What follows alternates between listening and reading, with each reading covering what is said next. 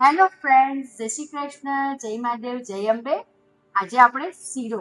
તો શીરોમાં કયો શીરો તે તો દીપાલીબેન કહેશે. કયા શીરાની રેસીપી તમે બતાવવાના છો?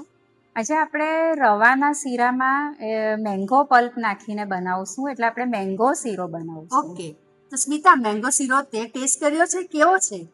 દીપાલીનો મેંગો શીરો ઇઝ સો યમી. તો આપણે વ્યુઅર્સને આ રેસીપી આખી બતાવવાની છે ને? તો ક્યાં બતાવવાની છે?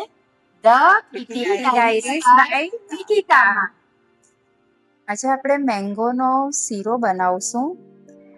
કેરીનો રસ તો ઘણા સમયથી આપણે ખાઈએ છીએ અને કંટાળી પણ ગયા હોઈએ, તો એક નવી રેસીપી ટ્રાય કરીએ કે જે પ્રસાદમાં પણ બહુ સરસ લાગે છે અને ઘરમાં બાળકોથી માંડીને મોટાઓ બધાને જ બહુ પ્રિય છે. મારા ઘરે બહુ વર્ષોથી બને છે. તો આજે આપણે એ રેસીપી જોઈએ. એમાં આપણે વાસ્તુ કાવ ઘી વાપરશું, અડધી વાડકી રવો છે, 2 વાડકી મેંગોનો પલ્પ લીધો છે. મેં હાફૂસ કેરી લીધી છે, તમારી પાસે જે મીઠી કેરી હોય તે લઈ શકાય. અને 1 વાડકી દૂધ અને મલાઈ ભેગા છે. અડધી વાડકી આપણે ધાગાવાળી મિશ્રીનો પાવડર કરીને લેશું. અને પિસ્તા અને એલચી ઓપ્શનલ છે, જો ગમે તો નાખી શકાય. અને ગાર્નિશિંગ માટે આપણે ગુલાબની પાંદડીઓ લેશું. હવે આપણે વાસ્તુ ઘી લેશું, અંદાજે અડધી વાડકી જેટલું જ લેશું. અડધી વાડકી રવો છે તો અડધી જ વાડકી આપણે ઘી લેશું. ઘી ગરમ થઈ ગયું છે, તો હવે આપણે એમાં રવો નાખીશું. હવે આપણે રવાને શેકવાનો છે, તો બહુ વધારે પણ નહીં અને થોડો આછો ગુલાબી રંગ પકડે ને ત્યાં સુધી આપણે એને શેકવાનો છે. અને આ રવો આપણે શેકી રહ્યા છે વાસ્તુ કાવ ઘીમાં. રવો આપણો ઓલમોસ્ટ શેકાઈ ગયો છે. મીડિયમ ટુ લો ફ્લેમ પર જ શેકવાનો છે અને બહુ વધારે ફાસ્ટ ગેસ પર નથી શેકવાનો. તો દીપાલીબેન, આપણો રવો તો શેકાઈ ગયો, પણ તમને વાસ્તુ કાવ ઘીની સુગંધ કેવી લાગે? બહુ જ સરસ સુગંધ આવે છે. આખા રસોડામાં મહેકે છે ઘીની સુગંધ. હવે આપણે એમાં દૂધ અને મલાઈ જે આપણે ભેગા કરેલા તે નાખીશું. ધીમે ધીમે નાખવાનો છે.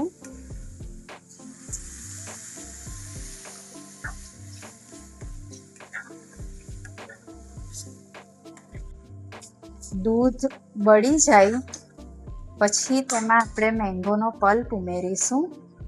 તો લગભગ 2 બોલ જેટલો આપણે મેંગોનો પલ્પ ઉમેરીશું એમાં.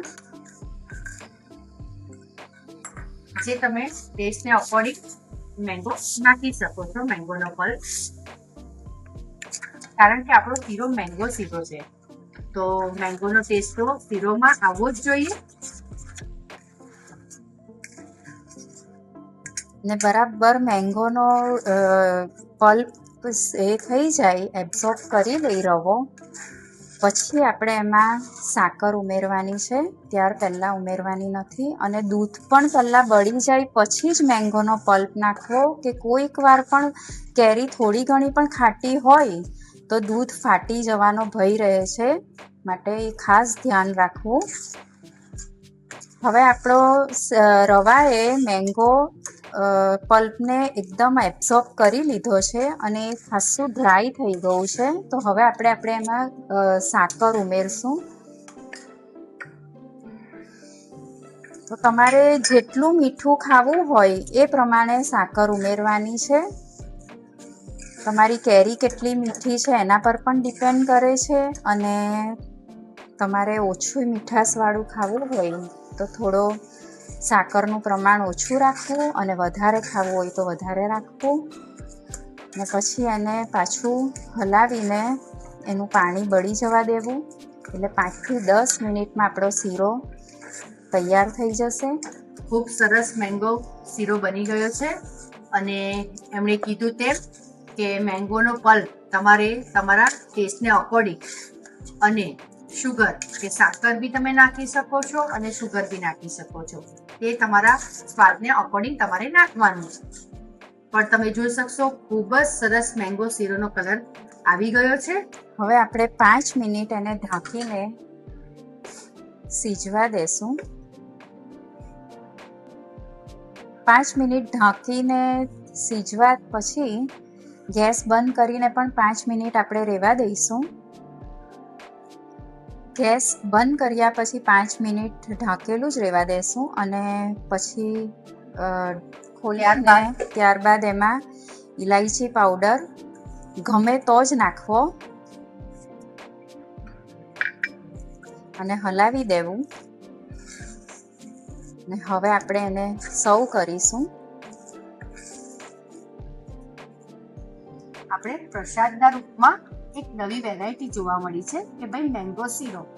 તો મેંગો શીરો જેમાં શુગર યુઝ કરી છે એ ધાગાવાળી સાકર વાપરી છે અને તે બી ખૂબ જ ઓછી માત્રામાં. એનું કારણ છે કે આપણે મેંગો પલ્પનો યુઝ કર્યો છે અને આ શીરોની મજા આપણે ઓફ સિઝનમાં પણ માણી શકીએ છીએ કારણ કે ઘણા બધાના ઘરોમાં મેંગો પલ્પ ભરતા જ હોય છે. તો આ વિડીયો એન્ડ સુધી જોવા માટે મારી YouTube channel the Kitty's diary by Nikita subscribe, like, bell icon દબાવવાનું ભૂલતા નહીં.